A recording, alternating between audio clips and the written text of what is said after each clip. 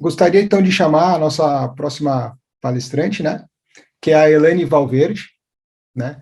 A Elaine Valverde, ela é Head de Lean e Transformação Ágil na Connect Car, e ela vai trazer um tema que eu particularmente também gosto bastante, né, que é cultura ágil.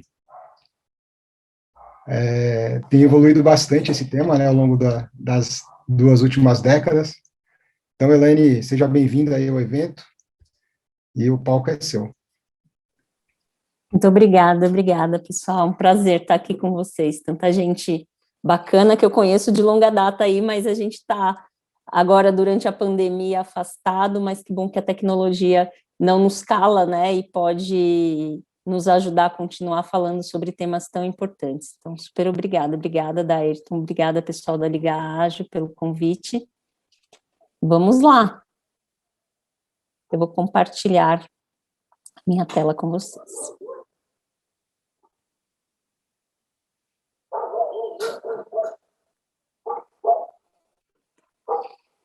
Rafa, você confirma para mim, por gentileza, se vocês estão conseguindo visualizar a minha tela? Claro, a famosa pergunta, né, dessa época de pandemia, já está aparecendo aqui. É o bingo da pandemia.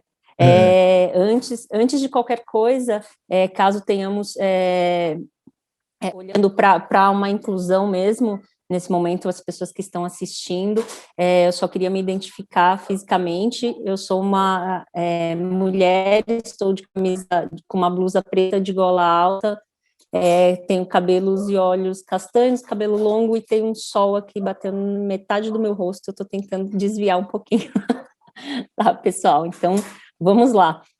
Eu vou falar sobre um tema que, como bem disse o Rafa, eu particularmente gosto muito, e eu acho que é o que embasa tudo que a gente faz relacionado à agilidade, né? E que é a cultura ágil.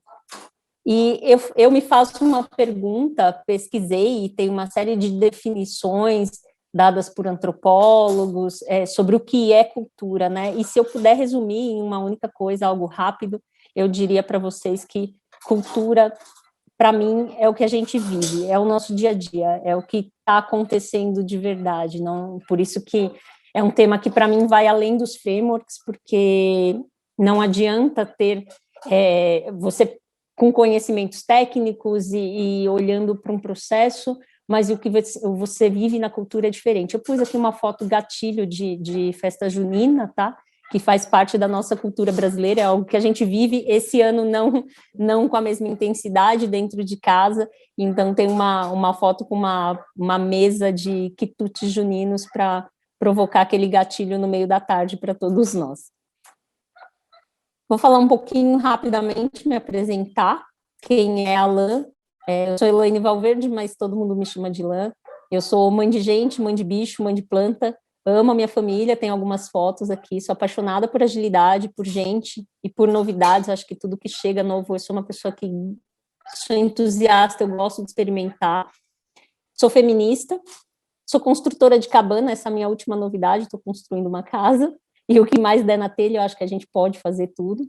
Sou ativista em causas sociais, sou agilista por onde passo, e quando eu falo por onde passo, seja dentro do meu horário comercial e com qualquer contrato de trabalho ou não, então eu estou sempre tentando ver o que posso usar da agilidade para facilitar a vida das pessoas. Atualmente, como disse o Rafa, sou agilista na Connect Car, e aí represento essa área de transformação dentro da Connect Car. A cultura ágil manifesto, eu acho que tem uma ligação muito grande, eu acho que e é a base para o que eu vou falar aqui, e olhando isso para líderes e liderados, tá?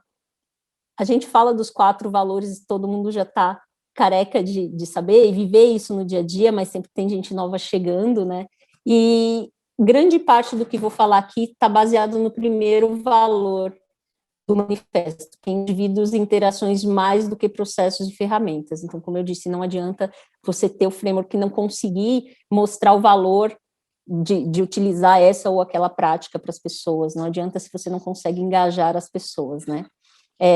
Esse segundo aqui do software em funcionamento, mais do que documentação abrangente, eu pus até uma imagem de uma entrega de uma caixa, porque hoje eu vejo a agilidade sendo usada muito além das paredes ali, dos muros da tecnologia, né? Então, entrega de valor, coisas que fazem as pessoas felizes, facilitam o dia a dia das pessoas. Então, acho que com certeza é o que a gente tem que focar. A colaboração com o cliente, sem dúvida alguma, é algo que tem que estar ali latente no nosso dia a dia, na nossa cultura, assim como responder às mudanças que seguiu o plano, né? A gente fala todo o tempo sobre quão rápido as coisas têm acontecido, e então não dá para a gente ficar apegado no que está acontecendo hoje e planejar isso para daqui a um ano e achar que vai ser a mesma coisa, que a única certeza que a gente tem é que não vai. E eu acho que a cultura ágil e para essa transformação toda, ela tem total relação com a mudança de pensamento, né? Como que a gente se relaciona com o que vai chegar, o que a gente precisa ter. Eu vou compartilhar um pouco quais foram os meus desafios, o que eu vi e que eu acho que foi o que funcionou melhor, quais foram as principais necessidades, né? E eu acho que esses 2 pontos, coragem e confiança, são extremamente importantes. Então, assim, coragem para arriscar novas ideias, para dar autonomia, para lidar com ela, com essa autonomia, por isso que digo que é para líderes e para liderados, né? Às vezes você tem um receio, assim, de quanta autonomia vou dar e tem que ter coragem para dar autonomia. Ontem, no nosso grupo da empresa, o meu líder falou justamente sobre isso. Ele falou, é uma linha, assim, tênue, mas a gente tem que todo momento se jogar, tem que ter coragem para dar autonomia e tem que ter coragem para receber também, assim como confiança. Então, se faltar um dos dois, fica muito mais complicado conseguir se jogar de verdade num cenário onde você quer fazer uma transformação, né, e entender, mesmo respeitando o que já aconteceu, respeitando o passado e sabendo que não vai acontecer do dia para a noite. Se faltarem esses 2 elementos, não tenha dúvida de que que fica muito mais difícil, muito mais complicado, né. E um dos pontos que eu acho que muitas vezes a gente falha, né, e eu vi isso durante essa trajetória, é sobre como a gente lida com os erros, né?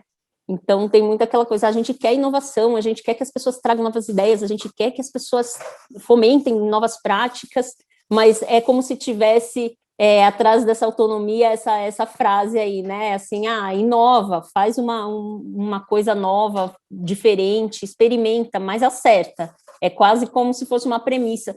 Então, eu sempre me pergunto como é que a gente consegue inovar se a gente estiver em um cenário onde eu tenho que acertar, né? Então, é muito difícil que eu saia da zona de conforto se eu estou arriscando o meu pescoço, se eu estou arriscando a minha saúde dentro da companhia, né? Se eu estou arriscando o respeito do time. Então, isso fica muito mais complicado, né? Então, é importante que esse ambiente ele seja propício a isso e que as pessoas entendam o erro como algo bom. E é um pouco assustador, né, falar sobre erro como algo bom. A gente fala, putz, então a gente vai trabalhar para ficar errando o tempo todo. E não é isso, por isso que é importante ter equilíbrio, entender o que a gente está propondo, o que a gente está falando, porque se a gente pensar que vai só errar, também não faz sentido, mas se a gente não experimentar, a gente certamente, no mundo que a gente vive hoje, a gente não vai sair do lugar.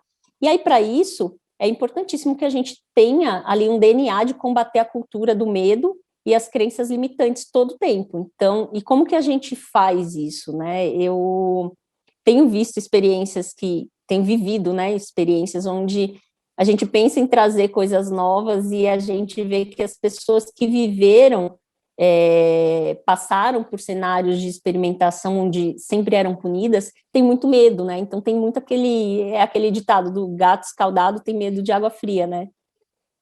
Então hoje a gente precisa olhar para isso e mostrar que é diferente, né? Então, como liderança, a gente tem que olhar e conseguir fomentar esse ambiente, mas também a gente tem que parar tentar quebrar essas crenças limitantes. As crenças limitantes é tudo que faz a gente achar que sempre foi assim, olha, aconteceu assim uma vez com alguém.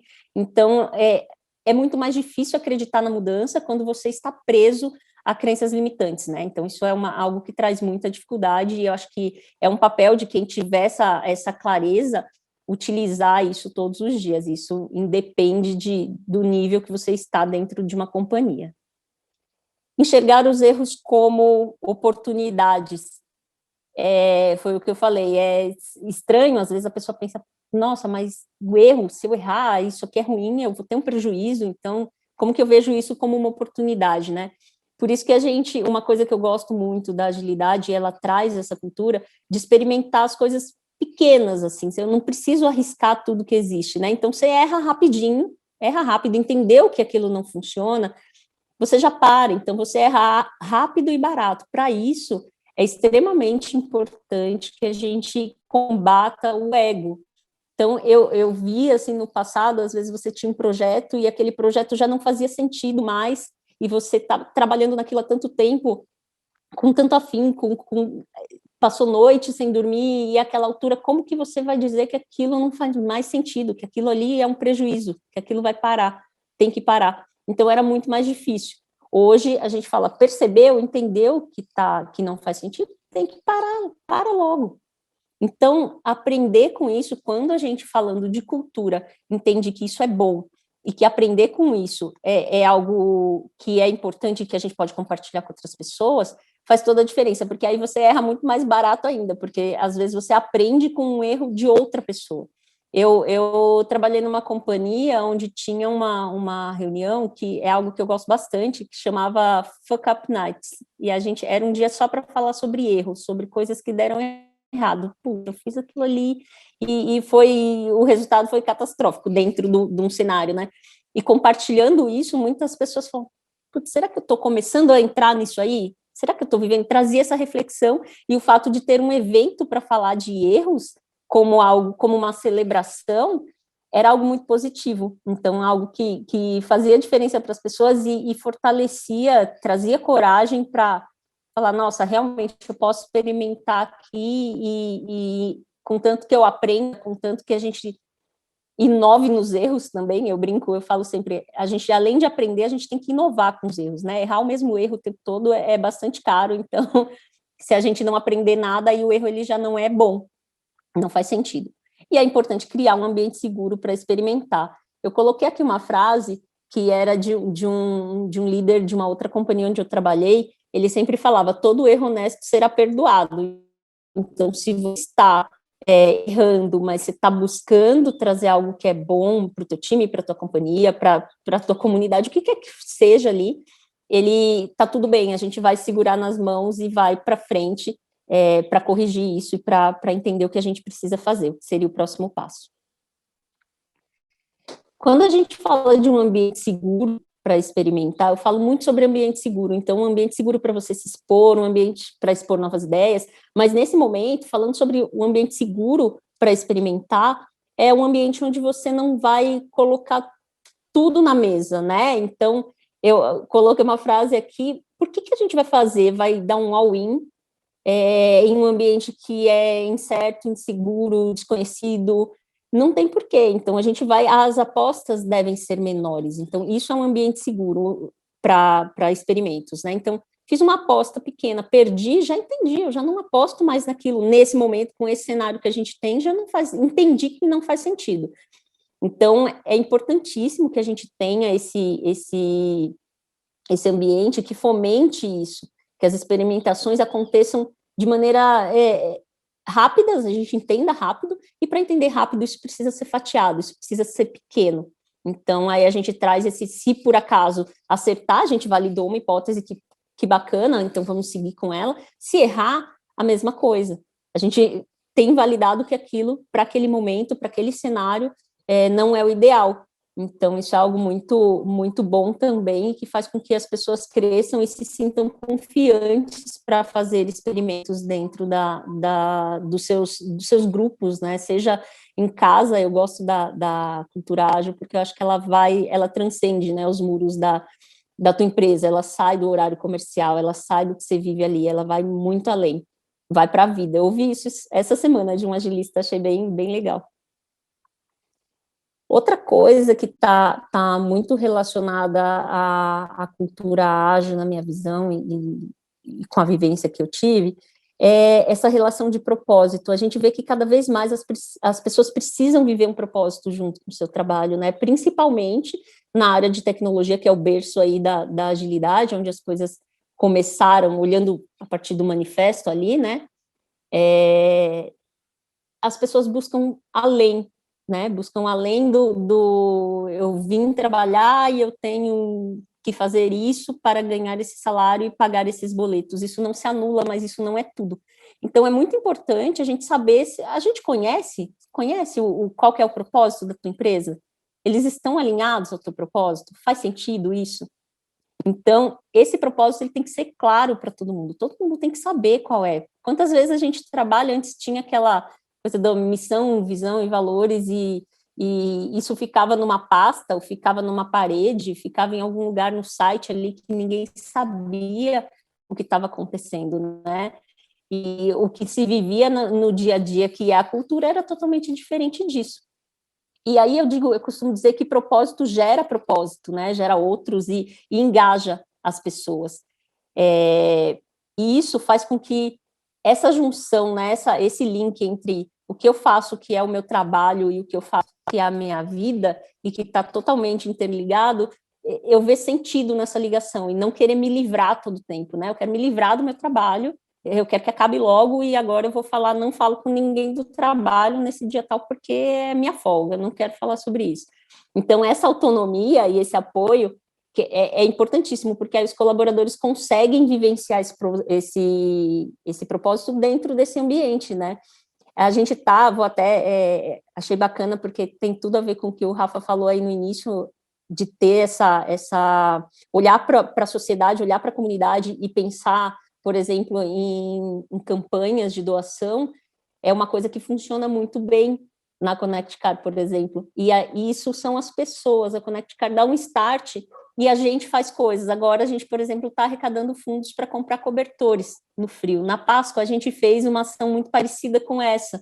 Então a empresa foi lá e falou, olha, te dou um start aqui, e a gente chamou a família, e aí todo mundo se sentiu super feliz de poder fazer isso. Então, são pequenas coisas que parecem pequenas, mas que impactam a vida de N outras pessoas, e que fazem com que a gente se sinta muito mais ligada. Então, assim, poder participar, por exemplo, aqui, a gente está batendo um papo aqui, eu estou compartilhando algumas coisas, mas saber que o propósito desse grupo está alinhado aos meus propósitos faz toda a diferença. Então, gera engajamento e faz com que eu queira estar com vocês hoje e em qualquer momento que tivermos oportunidade. E isso vale em qualquer empresa que a gente tiver, em qualquer grupo que a gente tiver, tá? Então, isso é algo que eu julgo muito importante também. Outro ponto relacionado à cultura que eu acho que é extremamente importante, e a gente fica imaginando, né? Eu coloquei como uma pergunta, né? Por que diversidade é importante na cultura ágil? Para mim, eu acho que tem tudo a ver com a questão, além de incluir, da gente entender, olhar o mundo sob outras óticas, sobre outros olhos, né? Através de outros olhos, é a coisa do foco no cliente. Recentemente, não sei se vocês viram, acho que 2 alemães, se eu tiver equivocada sobre a nacionalidade, me perdoem, eles criaram uma startup, e o produto deles era uma luva rosa para mulheres, para que elas usassem para trocar o absorvente. Então, assim, naquele grupo era um grupo de homens, né? Não tinha nenhuma mulher, e na minha visão tiveram 2 erros. Um deles foi não tinha nenhuma mulher ali que seria usuária desse produto deles, e eles também não falaram com usuários, porque se eles falassem, as mulheres, primeiro, a gente não precisa dessa luva, não tem nada de sujo nisso, né? E uma luva rosa, o que ia me fazer querer a luva? Eu ia me sentir mais incluída, porque existe uma luva rosa para que eu possa fazer essa higienização. Então, assim, é uma coisa muito... causa uma estranheza. Eu falo, nossa, como assim? Não se ouviu ninguém. Mas se não tivesse... Se inicialmente eles, mesmo que não fossem ouvir um cliente, que para mim já é um grande erro, se eles tivessem maior diversidade dentro desse grupo, eles nem passariam por isso. Isso viralizou, essa história viralizou e correu o mundo, mas é algo que eu acho totalmente evitável se tivesse uma diversidade de pessoas, de ideias dentro desses times. Então, é algo que eu acho que a cultura ágil acaba fomentando, e tem um viés, quando a gente fala de diversidade, tem um viés social, que é algo que também, para mim, faz toda a diferença. Então, acho que é uma relação que ganha todo mundo, ganha o cliente final, ganha as pessoas, ganha o time, porque é diversidade de ideia, de idade, de gênero, de tudo, tem que ter diversidade. Se eu for falar todo o tempo com alguém que pensa exatamente igual a mim, dificilmente eu vou sair daquela zona de conforto e daquelas ideias que eu tenho o tempo todo, porque está todo mundo achando o máximo que eu penso e eu achando o máximo que a pessoa pensa e não olha para fora, né, disso. Então, acho que diversidade é um ponto relacionado à cultura ágil que é muito, muito importante e a gente não pode abrir mão, eu não abro mão. Eu coloquei aqui uma frase com uma foto. Eu acho que é muito importante a gente se apaixonar pela mudança, e um dos pontos que eu acho que traz para a gente mais dificuldade ali é por conta da comunicação, sobre como a gente comunica isso, né? Então, eu vejo muito um meme aí, correr entre grupos de agilidade, que é aquele que pergunta quem quer mudança, aí tá todo mundo assim com a mão para cima, né? E aí o outro é quem quer mudar. E no quem quer mudar não tinha ninguém. Eu discordo, eu acho que sim, que as pessoas querem mudar. Eu acho que quando a gente olha para um cenário onde a gente está falando de todo mundo junto se apoiar para ter um produto melhor, para ter sucesso no produto, sucesso para as pessoas, para a companhia, ter um engajamento que pode ajudar, inclusive, fora dos muros da empresa. Dificilmente, são poucas as pessoas que não querem mudar. Para mim, um dos grandes gaps aí está na forma como a gente comunica. Muitas vezes isso é imposto, não é? E é imposto de uma maneira que, para mim, desrespeita o passado. Eu acho que esse é um ponto assim, crucial, porque a gente não chegou até onde a gente chegou aqui só fazendo besteira, e aí veio a agilidade, agora só a agilidade que vai salvar tudo, e nada do que existia até então agora não vale nada, né? Tudo que existia até então não vale nada agora. Para mim, isso não é uma verdade.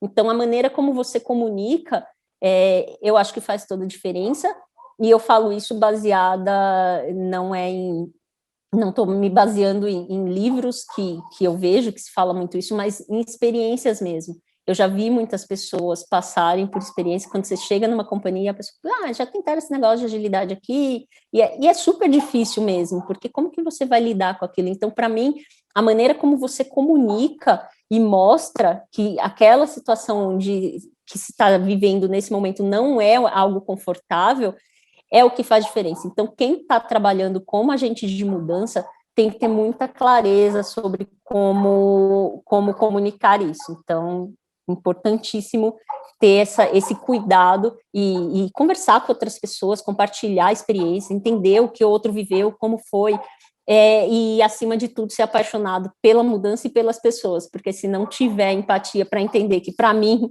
vai chegar de um jeito, mas para o outro que tem outro histórico de vida, vai chegar diferente, a gente realmente não sai do lugar. Então, tem que ter esse cuidado todo o tempo.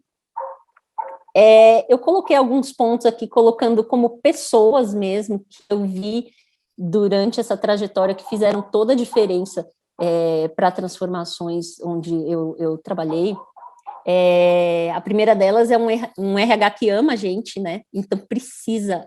Hoje na Connect Car a gente tem um RH que a gente chama de gente, cultura e gestão, e eu vejo que realmente as pessoas de lá fazem isso com muito amor. Então eu estou aqui no jabá do RH porque realmente a gente trabalha junto e é muito legal. Eu não faço parte da estrutura do RH, mas costumo dizer que é como se fosse, a gente trabalha muito próximo, e se não focar, se as pessoas não focarem, nas pessoas entenderem que não vai ser uma área, não vai ser um grupinho de agilistas, eu fiz um grupo aqui de 3 pessoas, 4 pessoas que vão mudar tudo, entender que a gente depende de todo mundo e não tiver o apoio de uma equipe de uma área de RH, não funciona. Outro ponto que é crucial é ter um C-level corajoso, e volta naquele ponto que eu falei inicialmente, né? Precisa ter coragem para dar autonomia para as pessoas, precisa ter coragem para estar aberto para algo novo, para algo diferente, precisa ter coragem para dizer, putz, o que eu vivi durante os últimos 30 anos, talvez agora seja diferente, eu quero experimentar. E eu posso dizer que eu tenho tido oportunidades assim muito privilegiadas de conviver com pessoas ali no C-Level muito abertas à mudança e que realmente patrocinam isso. porque é muito difícil fazer isso se a gente não tem o patrocínio ali do C-Level. Eu tenho visto outras experiências com amigos, inclusive é muito, muito mais complicado, né? O time, de maneira geral, tem que estar informado, todo mundo tem que saber o que a gente já tem, mesmo que a gente não saiba o todo, o que a gente já sabe sobre como vai ser a mudança. E aí, quando você comunica de maneira clara, você engaja as pessoas, inclusive, para participar e trazer, olha, talvez isso aqui não faça sentido, e você vai conhecer essa junção de conhecimento, o que eu conheço, mas o que a outra pessoa conhece, mas o que a outra pessoa conhece, com certeza é o que vai fazer com que esse projeto dê certo mais rápido, né?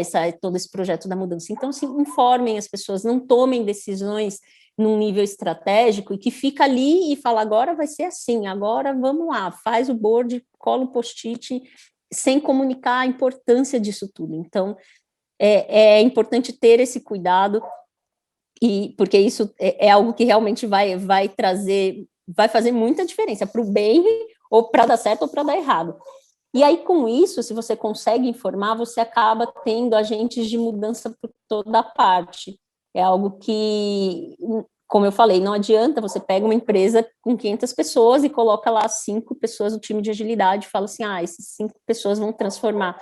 Isso tem que ter um exército de pessoas, né? Então, como que você conquista esses agentes de mudança? Como que você faz com que as pessoas entendam que aquilo é importante? Então, volta nessa questão da comunicação clara, e aí a gente vai ter muito mais gente, até que isso se torne assim um coro quase que uníssono.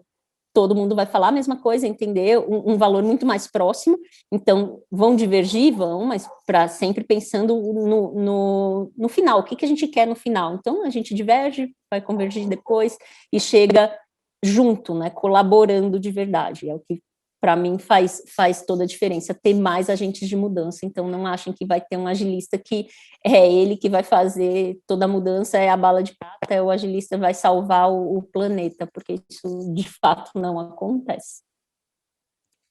E aí com isso, eu coloquei aqui uma frase do Jürgen Napelo, que é o criador lá do Management 3.0, ele diz que a gestão é muito importante para ficar somente nas mãos dos gerentes, e isso tem a ver, inclusive, nesse momento de mudança. Quando a gente está falando de cultura, e, eu quero mudar a cultura da empresa, quero mudar a maneira como se trabalha, mas ficou só, volta para esse ponto, só a camada estratégica decidiu, achou que o melhor era aquilo, e as pessoas vão aceitar e pronto. Então, quando você começa a dar autonomia, dar voz para as pessoas, para fazer essa gestão disso, da mudança, inclusive, que é o tema em questão, faz toda a diferença. Então, é algo que eu acredito que os resultados vêm muito mais rápido, porque a gente está trabalhando de maneira colaborativa, não é uma única pessoa falando tudo, né, e trazendo tudo, e a gente tendo que concordar com aquilo o tempo todo.